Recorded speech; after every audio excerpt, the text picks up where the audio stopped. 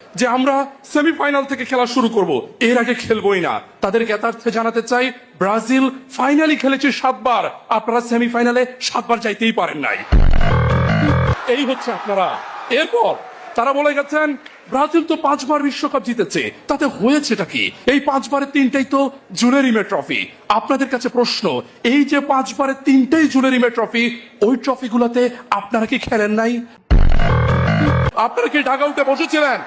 আমার উত্তরটা আমি দিচ্ছি, ওনারা খেলেছিলেন। ওনারা ওই 3 বারের 3 বারই খেলেছিলেন।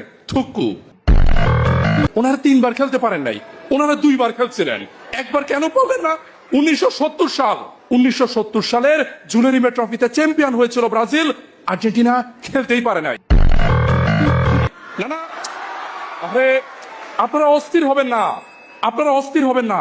আপনারা ভাববেন না যে আর্জেন্টিনার কোনো খেলোয়াড় মনে পায়ে ব্যথা পেয়েছিল। ঘটনা সেটা না। ঘটনা দক্ষিণ আমেরিকাতে বাছাই পর্ব হয়েছিল। বাছাই পর্বে ওনারা বিদায়। বাছাই পর্বেতে ওনারা বিদায়।